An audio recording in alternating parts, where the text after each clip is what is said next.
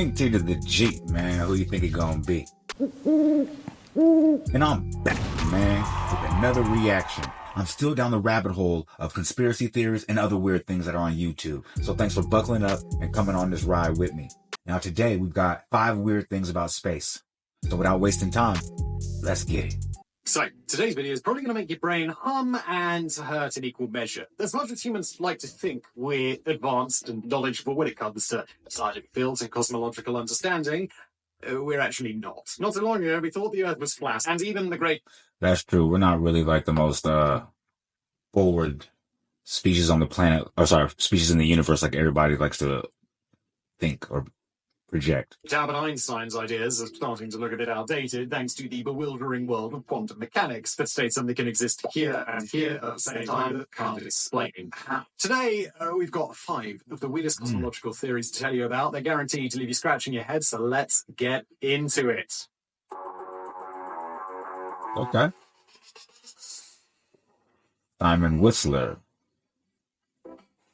The only Whistler I remember is from the old school Blade movies. They need to bring that movie back. Let me know in the comments if you guys know that the MCU needs to bring that back.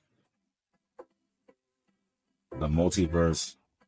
One of the most intriguing, controversial, and plain mind-bending cosmological theories is the multiverse hypothesis, which suggests the existence of multiple universes beyond our own. Now, bearing in mind that our own cosmos includes around 350 billion galaxies, and the observable known universe spans somewhere in the region of 94 billion light-years, the notion that this might be just a single speck in the much larger multiverse is enough to make your head spin. You might think this is a pretty new, radical idea, but it's crazy that people do say it's been a new idea, but I think he's going to say it's been floating around since like Socrates or Plato or Da Vinci. But yeah, that's crazy. I just watched this dope movie called Dark Matter, and that's on Apple Plus. It's pretty dope, but something to do with this genre.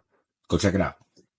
It actually originated from a few ancient Greek philosophers, namely Leucippus and Democritus, in the 5th century. Ideas that were gradually added to and expanded on over the coming centuries. The term multiverse was first actually used by American philosopher and psychologist William James in 1895, and the idea gradually inched its way into the collective cosmological consciousness. However, it remains a deeply polarizing idea. It's difficult even to start to get your head around the multiverse hypothesis. How can we even picture multiple gargantuan universes? One of the most common and probably easiest visual images to process is like a children's ball pit, where each ball in the pit is a different universe, or perhaps billions of individual bubbles floating through a giant room is a better way to think about it, because children's ball pits, even if they're big, are not big. Like everything else, yeah, the question is, though, like, if it does happen to be, like, our universe is one ball in a series of balls in a big pit, then who's playing in the pit, right? Let me know what you guys think, man. We will discuss today. There's absolutely no evidence to suggest that the multiverse theory is correct. Still, there are certain problems with current and established cosmological theories that might give it some weight. Let's start with the Big Bang. Most scientists, cosmologists, and just about everybody else accept the theory that our universe was created thanks to a mighty explosion around 13.8 billion years ago. A trillionth of a second after the event, the universe was roughly the size of the Earth to the Sun, but it grew rapidly in the first few seconds, faster than the speed of light, according to some calculations, before slowing down, though it is still expanding. That all sounds perfectly reasonable, but what existed before the Big Bang? One component of the multiverse theory is that our Big Bang is one of many that have occurred, with each setting off growth that eventually spawned its own universe. Another idea is that the Big Bang created many bubbles that burst from it and have been evolving independently, possibly with their own physical laws and realities. Proponents argue that this could explain the fine-tuning of physical constants and why fundamental laws are ideally suited for life to emerge. Suppose there is an infinite number of universes. In that case, there must also be an infinite number of atom and particle combinations, the overwhelming majority of which cannot support life, but the tiniest number can. That makes sense. That was a lot of, I think it's hyperbole. But yeah, it makes sense though. So some can support like that. That's the multiverse theory. So that makes sense. All right, cool. That one kind of got a little ahead of it. I'm sorry, away from me for a second, but I came back to it. Matter of fact, let me know in the comments if you guys caught everything he was talking about, because like I said, it started to get away from me for a second, because I'm I'm not going to pretend to be the smartest person. So I didn't go to any of these schools that any of these scientists that came up with any of these theories or even their predecessors went to. So, are we living in a computer program? If you think that's wobbling Mm. into the strange and wonderful world known as lunacy, you might be right. But then again, maybe that's just what you're programmed to think. The simulation theory proposes that our reality, including the entire universe and everything within it, is nothing more than a computer simulation created by an advanced civilization or higher beings. This might sound like a cosmic conspiracy theory straight out of the Matrix, but much of it has its roots in a paper published in 2003 by an Oxford professor, Nick Bostrom, titled "Are You Living in a Computer Simulation?" The simulation theory does sound utterly The simulation theory does sound kind of insane. Like it does sound like the Matrix or a movie, but certain things that just always seem so interesting about how they say that human DNA can be programmed.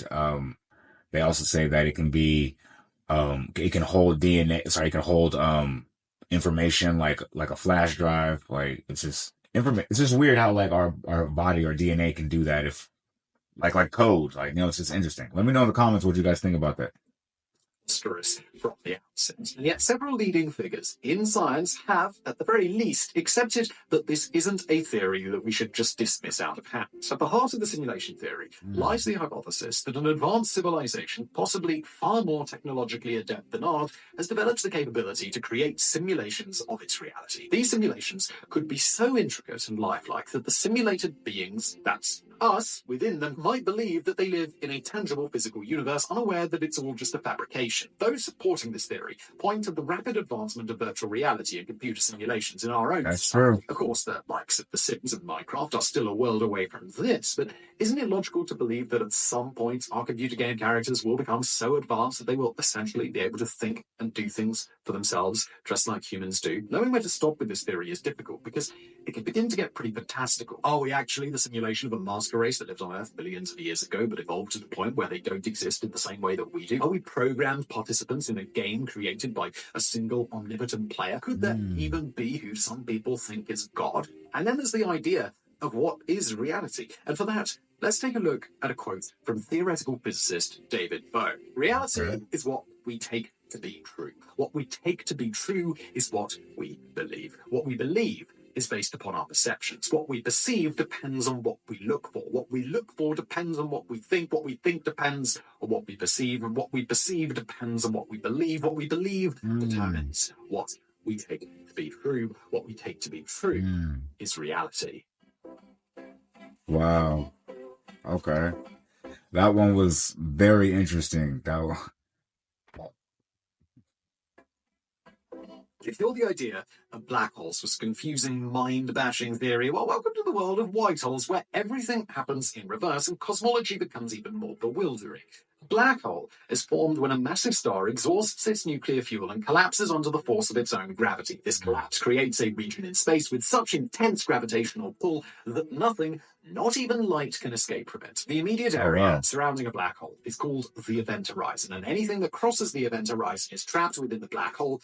From there, your guess is as good as mine. One theory is that black holes act as wormholes linking different worlds or universes, perhaps even a multiverse superhighway if you wanted to start blending these theories together. If that was the case, it would only make sense that there must be an exit to the wormhole. And since black holes never emit anything, it would only make sense, and using that term very loosely, that the exit must be different to the entry, which is perhaps where white holes come in. White holes would be considered the time-reversed versions of black holes, expelling everything rather than consuming it. While no direct evidence of white holes has...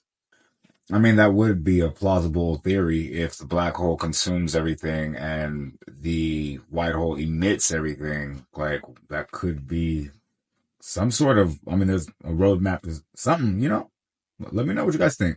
It's been observed, they have captured the imagination of scientists, science fiction writers, and those wacky folk who tend to believe absolutely everything on the internet. While this idea is very much theoretical, it was predicted by Einstein's theory of gravity, although his notion of a singularity within a black hole where nothing could pass would seem to dampen this idea, along with its connection to wormholes. But I mean, who knows? Even Einstein's theories are now being questioned by quantum mechanics. Are white holes lead to time travel or parts of the intricate fabric of space-time? We'll leave the white hole theory with one final mind explosion. While there is no evidence of white holes, one idea seems to fit the criteria. What if the Big Bang reason. Wait, I'm sorry. Did he say there's no evidence of white holes?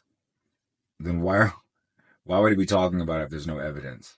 No evidence of white holes. One idea seems to fit the criteria. What if the Big Bang was the result of a white hole? What if everything that has been spewing out from it for the last 13.9 billion years came from a completely different area or another time?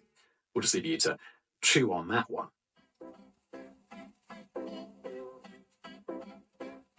I mean, I guess I can subscribe to the theory of everything has an equal and opposite,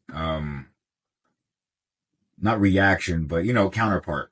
So I guess if there's a black hole, I have to automatically assume like there's a white hole. Like if there's a God, there's a devil. Like that.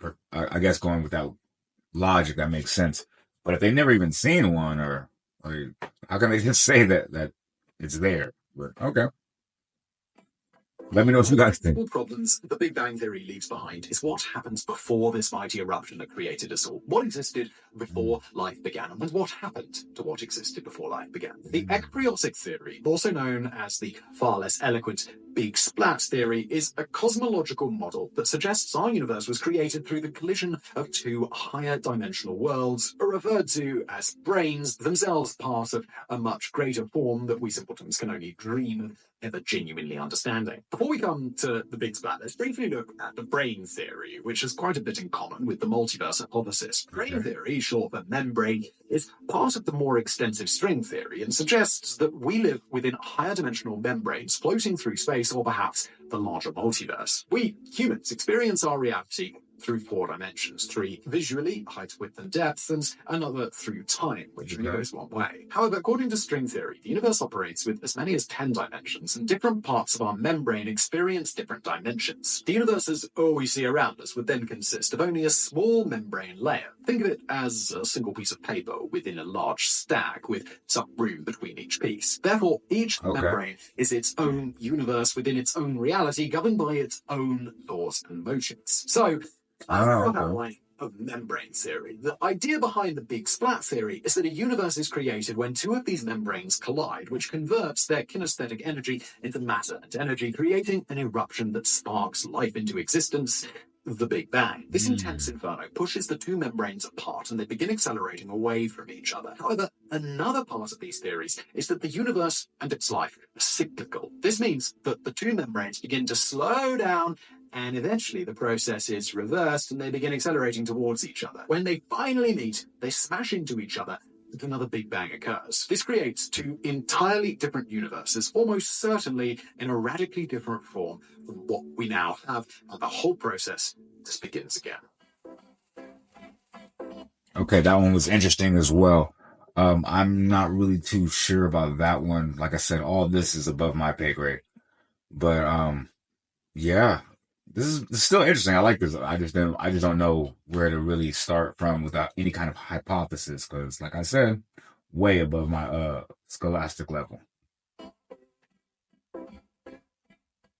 Every few years, an excited ripple emerges from those tasked with scanning the skies for extraterrestrials, usually accompanied in the papers by a rather dampening warning not to get our hopes up. And they're usually right. Humans have been scanning the universe with a range of radio telescopes since the late 1950s, and so far have found absolutely nothing. However, there have been some headline-grabbing false starts that we can't explain. One of the most famous occurred in 1977 when astronomer Jerry Emmon, who was using the Ohio State University's Big Ear radio telescope to search for possible radio signals coming from space, came across something extraordinary. Dubbed the WOW signal after the single word Emmon wrote next to the findings, what he recorded that day was an intense signal coming from the She-Sagittari star system. It lasted 72 seconds. Unfortunately, the signal was only ever heard once and has never been fully explained, though it did add some much-needed vigour to a SETI program that was beginning to flounder. As technology has improved, so has our capacity to scan the night sky. Over the last couple of decades, there have been several promising leads, such as the Breakthrough Listen project that recorded signals coming from a small red star called Proxima Centauri, or signals coming from the YZ SETI and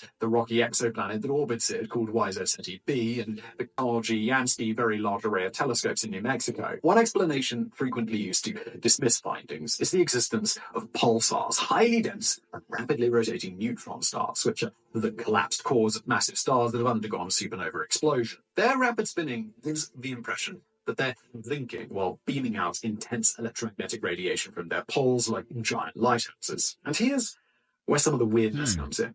There is a loose theory, still well out of the mainstream, that while pulsars are entirely natural, it's not out of the realms of possibility that an advanced civilization could manipulate them to send messages to Earth and perhaps even use their waves as some kind of intergalactic highway that could push spacecrafts at much faster speeds than would be possible without them. In a paper written in 2014, published in New Astronomy, it was suggested that radio waves coming off pulsars could be encoded with information sent from a satellite orbiting nearby, or even more radically by constructing a scaffold around the pulsar and placing messages directly in front of emitting waves. They could then be used in reverse to listen to messages coming back to them from distant space. It sounds like they're stretching possibility to the absolute breaking point. But after the theories we've gone through in today's video...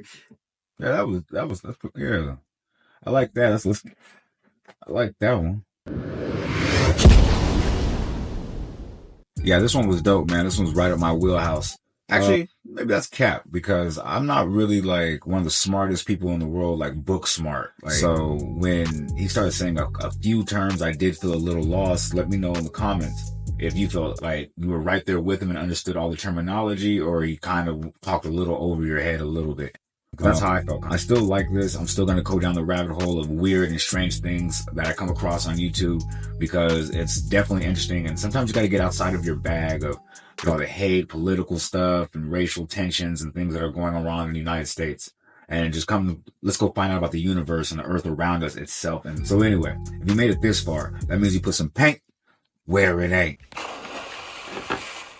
And for that, you need to be thanked. So don't forget to leave a like, comment, subscribe, share to be aware. Put me in that algorithm, because I need to be there. Because I know there's 10 other streamers out there doing it like me, but... Fuck that other little 10. I'm maxed out.